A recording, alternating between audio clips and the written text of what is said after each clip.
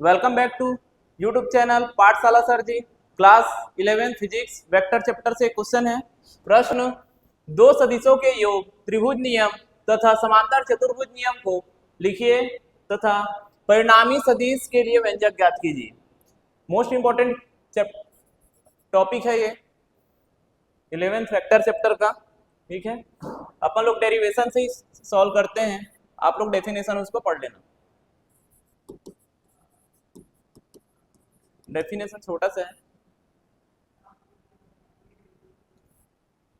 ठीक। इसको बताने से पहले मैं एक डायग्राम से आपको समझाता हूं कि ये बनेगा कैसे। ये तुम लोग का समांतर चतुर्भुज,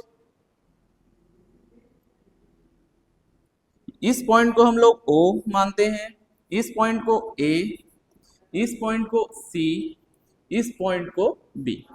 ठीक, अपन लोग यहां से इसके सम्मुख O से A वेक्टर A, इसके सम्मुख वेक्टर A,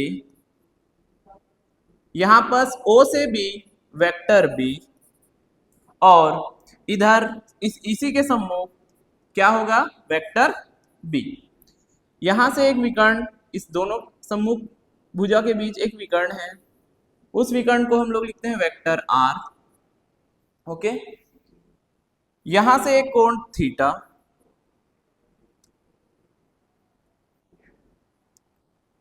और इसके पूरे में इस पूरे का कोण अल्फा है। एक हम लोग यहाँ पर एक क्या बन सकता है, हम लोग यहाँ से सीधा लाइन खींच के बनाएंगे तो ये कौन सा त्रिभुज बन रहा है, ये इतना को ध्यान से देखेंगे, इतना को सबसे पहले ध्यान से देखेंगे। ये कौन सा त्रिभुज है, समांतर चतुर्भुज, और इसके एकांतर कोण ये होगा, इस एकांतर कोण का मान थीटा। समांतर चतुर्भुज में ये वाला पॉइंट को अपन लोग क्या बोलेंगे, डी। ठीक है, तब समकोण त्रिभुज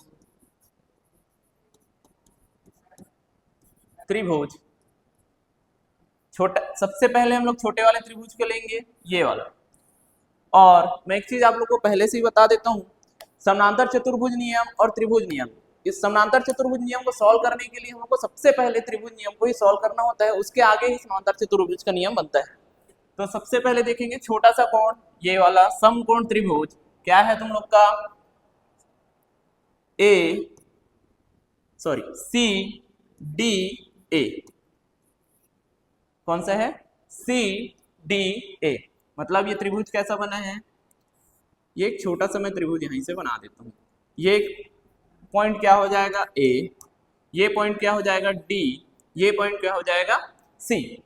तो और इसमें देखो ये सम्मुख है, तो यहाँ पर वेक्टर क्या है, वेक्टर बी। और यहां से यहां पर देखो एक, यहां से यहां एक कोण कौन सा बना है, इस पे ए से डी में थीटा कोण बना हुआ है। तो बताएंगे मेरे को, समकोण त्रिभुज सी डी ए में साइन थीटा, दो कंपोनेंट निकलता है हम लोग के पास, एक कौन, sine theta. Sine theta is equal to क्या होता है, लंब बटे कर्ण। तो इसमें डायग्राम के में समकोण त्रिभुज में बताएंगे कि साइन थीटा बराबर लंब कौन सा है तुम लोग का, इसमें सी डी बटे क्या हो जाएगा, ए डी। तो C D is equal to A D sine theta. C D is equal to A D, यहां पर क्या है बच्चों, सॉरी लंब बटे कर्ण, कर्ण क्या है तुम लोग का, ए सी। तो यहां पर ए सी, और ये क्या हो जाएगा, ये कर्ण में कौन सा वेक्टर है, वेक्टर बी साइन थीटा। समझ आया। अब एक कंपोनेंट ये हो गया, तो दूसरा कंपोनेंट कौन सा होता है, कॉस थीटा। ये कंपोनेंट का मतलब क्या होता है, घटक। Cos theta is equal to क्या होता है, आधार बटे क्या हो जाएगा जी, कर्ण। तो आधार क्या है इसमें, ये आधार है ए डी, इसका आधार, और कर्ण फिर से क्या हो गया, ए सी। तो ए सी, ये सी इधर पक्षांतर करेंगे तो ये क्या हो जाएगा, A D is equal to A C cos theta होगा। तो बताएंगे मेरे को,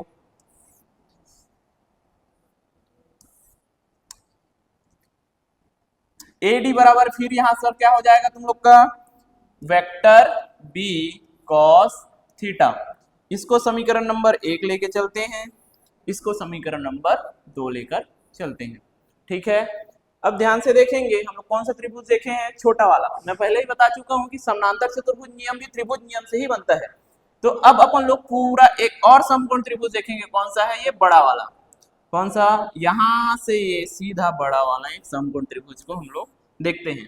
तो समकोण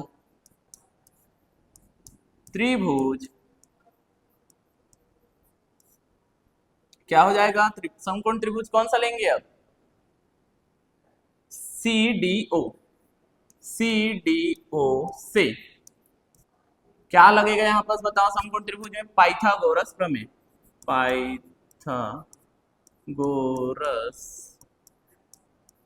प्रमेय से क्या होता है, पाइथागोरस प्रमेय जी, त्रिभुज कौन सा है अपन लोग का,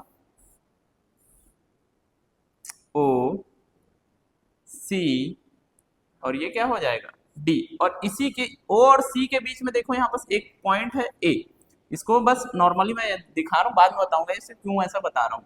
और इसके बीच में कोण कौन सा है तुम लोग का, थीटा। ये थीटा कोण है बड़ा वाला भी। ठीक, तो देखेंगे, और ओ और सी के बीच वेक्टर कौन सा है, ये एक विकर्ण है ना, ध्यान से देखना, ये ओ, ये वाला ओ और ये सी, ये विकर्ण है। तो विकर्ण क्या हो जाएगा जी, यहाँ पास वेक्टर आर, और ए और डी यहाँ पास ए, ये पूरा को ध्यान से देखो। तो देखते हैं पाइथागोरस प्रमेय से क्या होता है। पाइथागोरस प्रमेय, कर्ण का वर्ग बराबर आधार का वर्ग प्लस क्या होता है, लंब का वर्ग। तो कर्ण क्या है इसमें, इस डायग्राम के अनुसार से ओ सी का स्क्वायर बराबर, बताओ मेरे को, इसमें आधार कौन सा है, ओ डी का स्क्वायर प्लस लंब कौन सा है, सी डी का स्क्वायर। ठीक, समझ आया। देखो ओ सी इसका कर्ण, आधार क्या हो गया ओ डी, और सी डी इसका क्या हो गया लंब। तो बताओ मेरे बच्चों, ओ सी का स्क्वायर बराबर ओ डी को देखेंगे, ओ डी किससे किससे मिलके बना है जी, ये ओ और ये डी किससे किससे मिलके बना है, ये ओ ए से बना है, और आगे और किससे बना है, ए डी से। तो पूरे का वैल्यू जब लिखेंगे, ओ डी बराबर क्या हो जाएगा, ओ ए प्लस क्या हो जाएगा, ए डी। तो यहां पर उसी को लिख लेता हूं, O D is equal to क्या आ जाएगा, ओ ए प्लस ए डी पूरे का क्या हो जाएगा स्क्वायर प्लस सी डी का क्या हो जाएगा स्क्वायर। ठीक है, नेक्स्ट पेज में जाते हैं, चलो यही थोड़ा सा बता देता हूं। तो ओ सी क्या है तुम लोग का, यहाँ पर ध्यान से देखो, यहां से लेके यहां तक ये ओ सी क्या है तुम लोग का, वेक्टर आर, जो ये वाला है ओ और सी, ये यहाँ पर क्या है वेक्टर आर। तो ये क्या हो जाएगा वेक्टर आर का स्क्वायर, ओ ए क्या है तुम लोग का बताएंगे, देखो ध्यान से देखो, यहाँ पर इसी कारण मैं ए को लिखा हूं, यहाँ पर दिख रहा है। तो ये ओ और ये ए, इसके बीच कौन सा वेक्टर है, वेक्टर ए। ठीक, प्लस एडी, एडी हम लोग को यहाँ देखो समीकरण नंबर 2, ये समीकरण नंबर 2 है। यहाँ पर क्या मिला हुआ है हम लोग को, वेक्टर बी कॉस थीटा, और ये पूरे का क्या हो जाएगा स्क्वायर प्लस सी डी कहाँ मिला है, समीकरण नंबर 1 से। तो सी डी में क्या आ जाएगा, बी साइन थीटा, तो इस पूरे का क्या आ जाएगा, होल का स्क्वायर। ठीक है, नेक्स्ट पेज पे जाते हैं। ठीक, क्या लिखा था मैं, आर का स्क्वायर बराबर ए प्लस बी कॉस थीटा पूरे का होल स्क्वायर प्लस यहां क्या लिखा था, बी साइन थीटा पूरे का होल स्क्वायर। ठीक है, तो देखेंगे, चूंकि तुम लोग को एक फॉर्मूला पता है क्या होता है, इस दोनों को ध्यान से देखना, इसको पूरा ए मान के चल रहा हूं, इसको पूरा बी मान के। तो a प्लस बी के होल स्क्वायर का फॉर्मूला क्या होता है? a का स्क्वायर होता है, क्या होता है, प्लस b का स्क्वायर होता है प्लस 2ab ये होता है। तो यहाँ a को हम लोग क्या मान रहे हैं, a, और b cos थीटा पूरे को क्या मान के चल रहे हैं, b।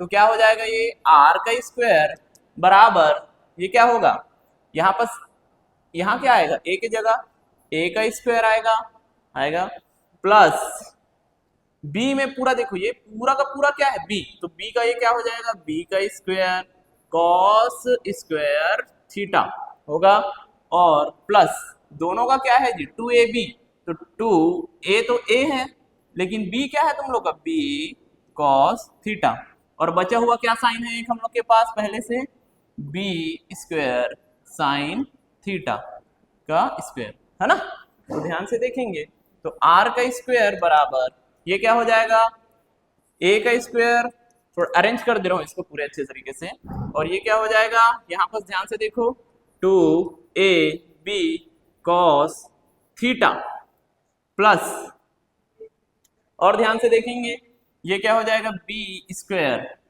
क्या हो जाएगा यहाँ पर साइन स्क्वायर थीटा, बचा क्या ये वाला पार्ट, तो ये क्या हो जाएगा b square cos square theta हो गया। ध्यान से देखो r स्क्वायर बराबर a स्क्वायर ये वाला plus 2ab cos theta plus, इसमें देखो कॉमन क्या है, b का स्क्वायर कॉमन हो गया, क्यों, यहाँ पास का b और यहाँ पास का b का स्क्वायर, बचा क्या यहाँ पास साइन स्क्वायर थीटा और कॉस स्क्वायर थीटा। तो sine square theta cos square theta बराबर क्या होता है जी, प्लस में 1, तो आर स्क्वायर ए का square plus 2ab cos cos theta plus b का स्क्वायर। ध्यान से देखो यही इसका क्या है, परिणामी सदिश है, किसके लिए है, ये त्रिभुज के लिए है। सबसे पहले तो याद रखना त्रिभुज के लिए पूछा तो त्रिभुज के लिए इतना ही बनाना है हम लोग को, आगे सॉल्व नहीं करना है। त्रिभुज अगर त्रिभुज नियम के लिए बोला तो, अगर उसके बाद अगर वो पूछ रहे हैं त्रिभुज नियम नहीं बोला है, समांतर चतुर्भुज नियम बोला है, तो इसके आगे हम लोग को सॉल्व करना पड़ेगा। ये इतना ही इसका क्या है भाई, त्रिभुज नियम के लिए इसका परिणामी, किसके लिए, त्रिभुज नियम का परिणामी सदिश है, क्या है, परिणामी सदिश है। ठीक ठीक है, ठीक है बच्चों, आगे देखते हैं। आप लोगों को बोला किसके लिए है, ये तो त्रिभुज के लिए निकल गया, समानांतर चतुर्भुज के लिए बोला है। तो समानांतर चतुर्भुज नियम, समानांतर चतुर्भुज नियम के लिए क्या करेंगे, अपन लोग को एक चित्र डायग्राम याद होगा तुम लोग को, यहाँ पास ध्यान से देखो ये पूरा का लिए हम लोग समानांतर चतुर्भुज मानते हैं, कौन सा, यहाँ से ये, यहाँ से ये, यहाँ से ये और यहाँ से ये, लेकिन अपन लोग किससे ही देखेंगे इसको, इस cos थीटा से, कौन सा, ये बड़ा वाले त्रिभुज से ही इसको सॉल्व करेंगे। तो ध्यान से देखना ये पूरे का कोण क्या हो गया, ये पूरे के लिए अल्फा, तो यहाँ पर आप लोग को अल्फा कोण मिलेगा। तो अब समानांतर चतुर्भुज निकाल रहे हैं, तो साइन थीटा और कॉस थीटा बराबर, साइन थीटा अपन कॉस थीटा बराबर क्या होता है, टेन थीटा, तो टेन थीटा, ठीक है, इज इक्वल टू, अच्छा इसमें एक चीज ध्यान रखेंगे, इसको थोड़ा सा मिटा दे रहा हूं, समकोण त्रिभुज कौन सा आएगा जी, इसमें भी वही वाला, कौन सा, CDO, जो अपन लोग डायग्राम बनाए थे, कौन सा था ये, यहाँ पास क्या था C, यहाँ पास क्या था D, और यहाँ पास क्या था O, और इसमें बीच में क्या था A, ये क्या हो गया वेक्टर R। अब किसके लिए बनेगा, अल्फा कोण के लिए, पूरे के लिए बना रहे हैं, समानांतर चतुर्भुज के लिए बना रहे हैं, तो ये अल्फा कोण के लिए बनेगा। तो ध्यान से देखेंगे तो tan theta is equal to क्या होता है, साइन थीटा अपॉन कॉस